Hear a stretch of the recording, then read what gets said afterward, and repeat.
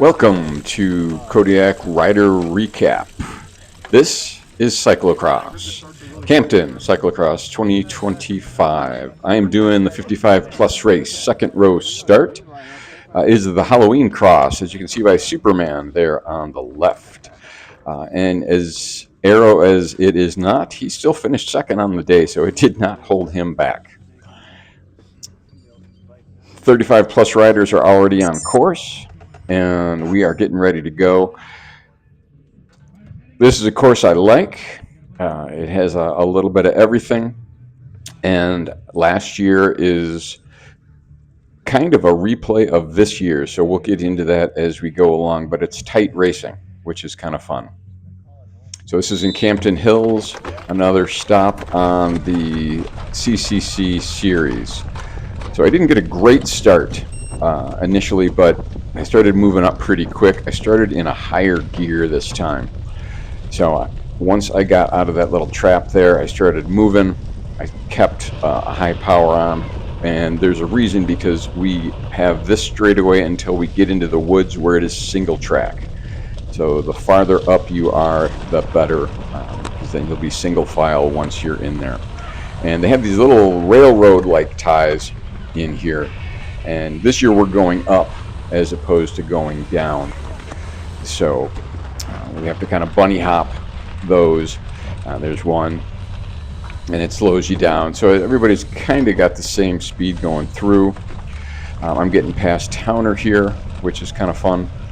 Steve Feary in front of me in the yellow. He keeps beating me, so he's somebody I want to keep track of. There are a few more of these ties here. They're smaller. I only had to lift the front tire up.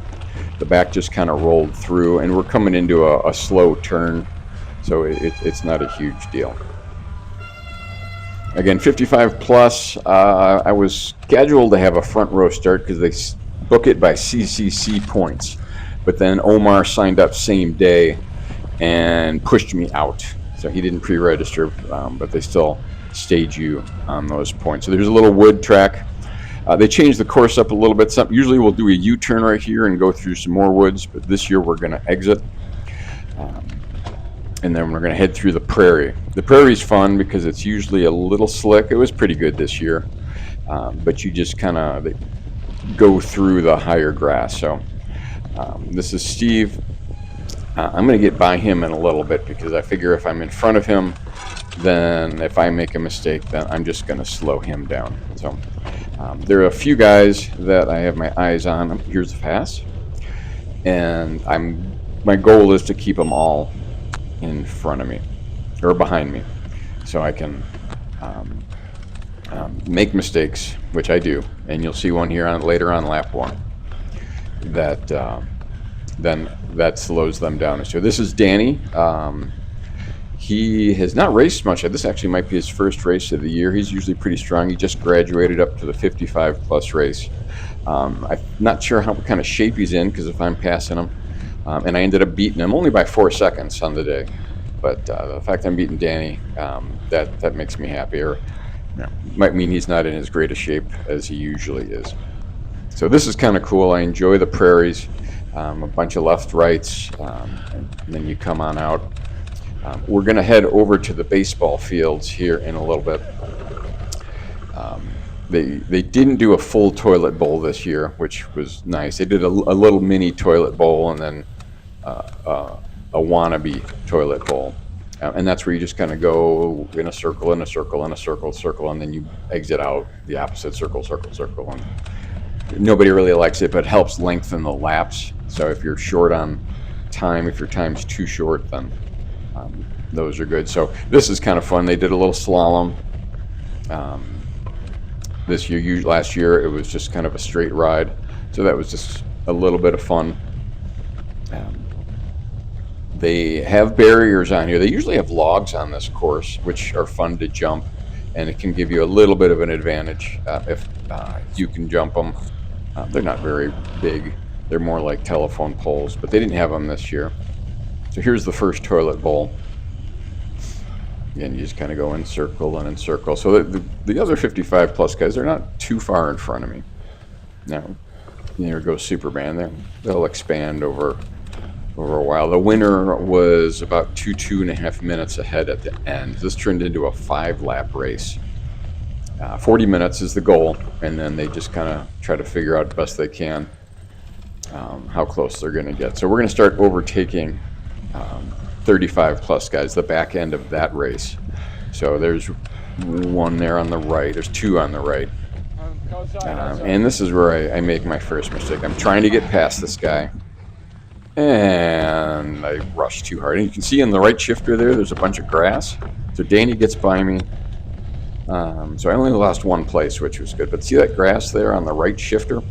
I'm shifting, and nothing's happening. The grass was preventing the shifter from actually moving. This is a fun slalom area, too. I like this. So it took me a second to figure it out, and then it took me a second to dig it out. All right, so then here's some off-camber turns. The up one, not so bad.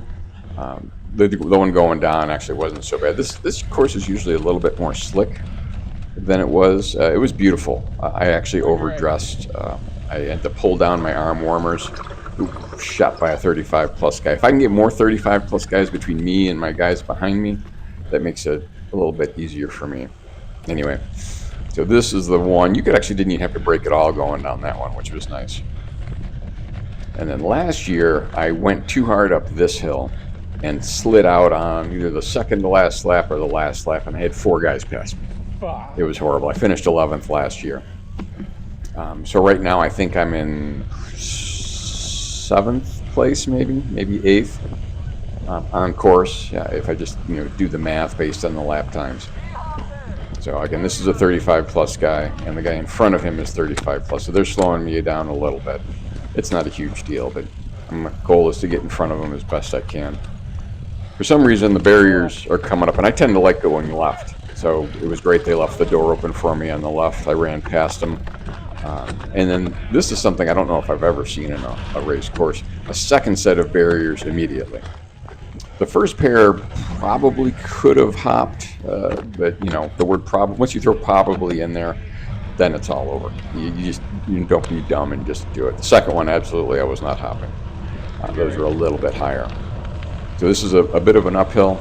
35 plus guy lets me through. This is a deep pea gravel, which caused me trouble because I just didn't take it right, especially on the last lap. We'll get a video of that. But it was really deep. I tried to follow the line in the gravel, which it was so deep it didn't really matter. George had a perfect line on the gravel. I watched him when he did the single speed. He went through it on an angle from sort of the right of the entrance to the left on the exit, so then he just kept going straight. It was wonderful. So we're going back in the woods again. Again, a little single track, and then there's all kinds of routes in here. And they got the orange spray paint out, so basically you're diving around spray paint. I don't know if it shows up on the video. Oh, it was yellow spray paint, sorry. So you're trying to avoid those. And there's still routes that you're hitting, even with the spray paint there. So on this exit, it's always a hard right turn. I've fallen on this a couple of times. I was smart this year, did not fall at all there, so that was good. So again, a couple of 35 guys. I'm trying to get through. This is a deep gravel. I sprint on it later at the very end of the race. It is. Now my back wheel was flying all over. So that's lap 1, most of lap 1. So we're going to go through here. So now we're just going to split to the rest of it. So here's Danny again. This is on lap 2. My goal is to try to get by him. And he says, no. And he shuts me down. And then I try to get by this guy, and he cuts me off a little bit. No problems, but I had to put a foot down. And you'll see why that's a problem, because Steve gets by me. Damn 35s. So I had to get by him now. So we're going through the prairie. He's doing great. He's passing these 35s. I'm just going to follow on his wheel so I can kind of go through the same window. So I'm going to let him do the work, and I'm just going to follow along. And actually, I'm going to, see, I tried to pass him here, and then he shut me down. I needed to go either a little quicker or a little faster. So then just around the next corner, I'll cut up, and I just hit a little bit of power, and I get past him, and now we make our way to Danny.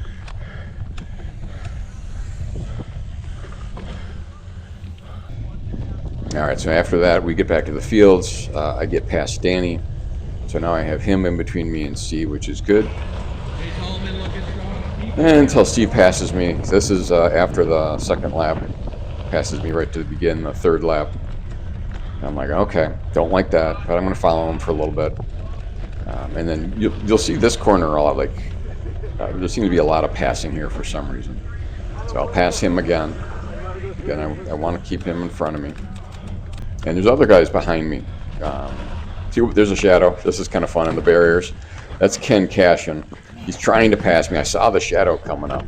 And I'm like, no, no, no. Tried to run faster, got on quickly, and I kept him behind me. So that's going to be a big deal at the end of the race. All right, so there's another shadow. That's Jason White. He passes me as we're in the prairie here.